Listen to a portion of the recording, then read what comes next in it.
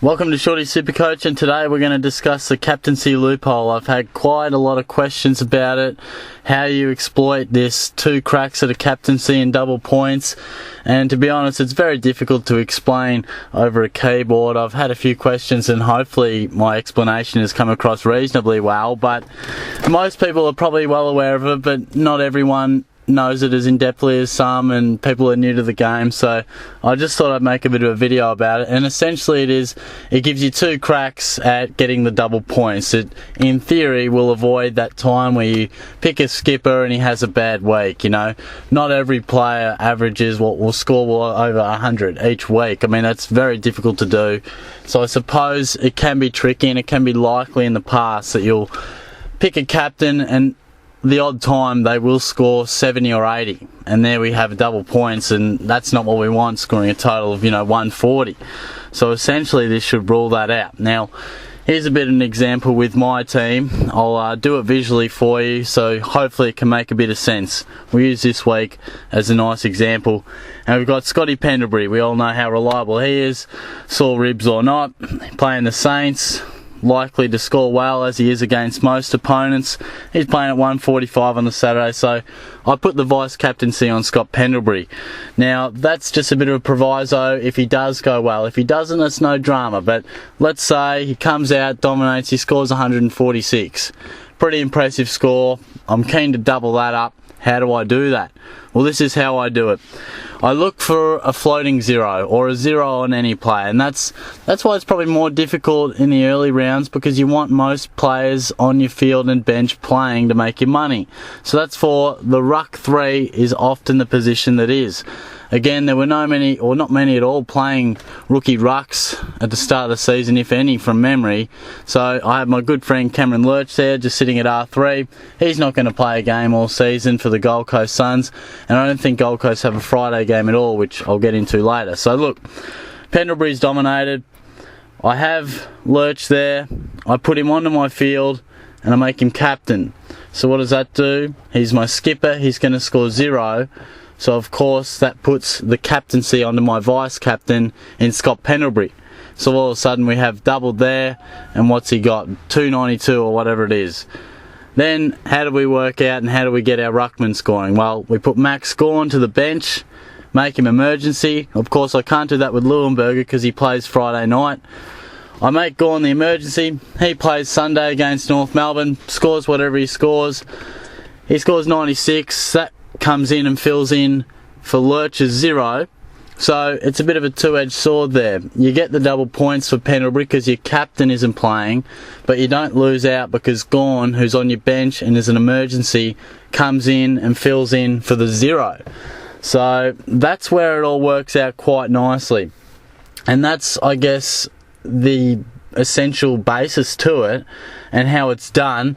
The pros and cons about it, I guess if you're asking me personally, I prefer back in the day where Friday night or what have you, teams are locked out. That's your team. I think it develops a little bit more skill to do so, but the rules are there to be exploited, so we'll use this loophole that is available to us with the rolling lockout.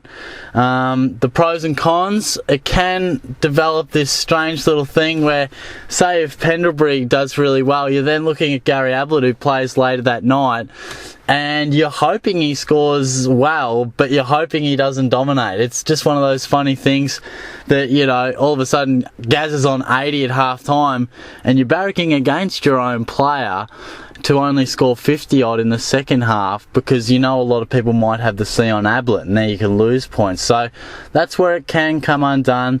Again, as everything, it comes down to a little bit of luck. But in theory, if you follow a good system, it should rule out getting that real dud score. I guess the second question to the vice captaincy loophole is, where's the line that we draw it at in accepting that vice captain score? Is it 120? Is it 130? Do we need to get 150? Does it depend on the week? Most people you ask is about 130, and I tend to agree with that. You can't really sneeze at a 130 score. Anywhere from 125 to 140 I'd seriously consider, depending on the circumstances, because last week was a good example. Ablett came out, scored 120 against the Dockers there. Now that's not fantastic by Ablett standards, and a lot of people given the option to loophole him, probably wouldn't have taken that and would have, say, gone for Dangerfield on the Sunday. Now, Dangers came out and scored 77. So there you go, just doing the quick maths, you lose, 46 points or something. So, well, much more than that, sorry, depending, you got to double it, I suppose. So that can really hurt you there. I mean, it worked out to be a bit more than that. It'd be in the 80 to 90 category. So that can really hurt you there. Another few things that you should consider and be careful of when doing this is don't outsmart yourself, because it can get a little bit tricky and some people don't get it, hence I've done a video on it. But don't get too tricky for yourself. Make sure that your ruckman or the floating zero, for example, make sure that Gawn and Leuenberger haven't played already, because if they're both playing Friday and Saturday afternoon and are going to play before Cam Lurch, then you can't bring him in and then use the emergency for them, because you won't be able to do it because it'll already locked out, if you know what I mean. Those players' scores and ability to move them on your field is already locked out, so you don't have that option. I know Petrarca is there on my field as well, further down in the forward line, so he's an option, but most people probably just have that R3. So be careful, make sure that it's all spaced out nice and evenly. Check the times of the games, because they're played in different states, this standard time, that standard time. Don't get confused with that, because you don't want to outsmart yourself, as I say. And look, the flip side, if Pendlebury comes out and scores 104, well, you just leave it as is. And that brings me to the point is, have a quality backup captain.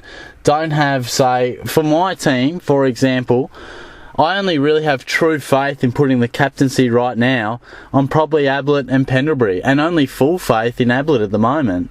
So I'd be reluctant to put the VC on Ablett, because if he only scores 119, then all of a sudden I feel like I'm taking a real gamble to put the C on someone else. So that's where you don't want to outsmart yourself. You don't want to be too greedy as well. There will be times where you might score 124 and your two captain options, they score 124 and 108. So you might have rejected the 124, you get the 108. So don't be too greedy.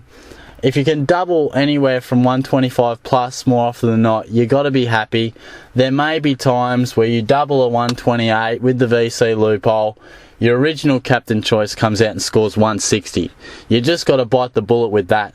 The main thing with this implementation is that we should be able to rule out those really poor scores from your captain. If they score 70 odd, then we should be able to rule that out, because you should have a VC on them and you just reject that and play your luck.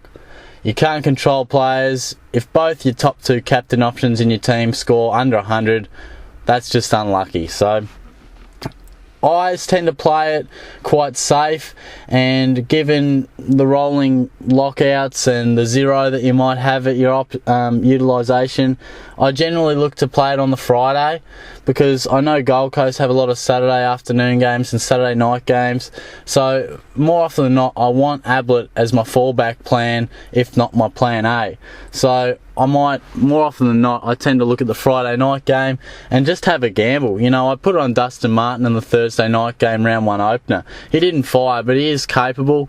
And I guess if you're going to go with that sort of option, you wouldn't go with a bloke who's sort of consistent. You'd go with a guy who can explode, like a Lance Franklin or a Dustin Martin or something like that, because you're not looking to get a 115. You're looking to either reject an 80 or 90 or take a 150. So if you're looking at VC in that regard, especially early in the season when we don't have heaps of premiums at our hand, you might look to go that path. But until later in the season, when we might have the luxury of VCing a Fife into Ablett or a Dangerfield into Ablett, which some people might be able to do now, but not everyone can, and it depends on the fixture. So that's a bit of a wrap-up of how it works. Hopefully it makes sense. If you have any questions or clarification, feel free to ask, but I think that's a pretty well-worked explanation there and a good example visually. As I say, don't be too greedy, stick to the rules throughout the season, and you shouldn't make too many mistakes there, and should rule out any poor captaincy scores. And don't outsmart yourself. Before you do it, work through it on a Thursday or Friday how it's going to plan out, because times can overlap in games. games. The bounce happens when the third quarter's through this match and things like that, so don't outsmart yourself. Make sure you've got it worked out, and a good way of doing that is keeping it simple. VCing a bloke on the Friday, and you got all night to think about it. It's not going to clash with other games, and you should be fine. So that's a bit of a wrap up. If that made sense and you have been enlightened on that topic, give the video a like and give me some feedback. Subscribe to the channel. We just clicked over 250, so it's really exciting. And I'll be doing a bit of a trading video. Someone requested that, so I'll have a look into that as well. And of course, my usual stuff towards the end of the week. Also discussing everything Michael Barlow, Tommy Rockcliffe, Leuenberger, and Daniel Rich, everything along those sort of lines. So stay tuned to the channel, and I'll chat to you guys all soon.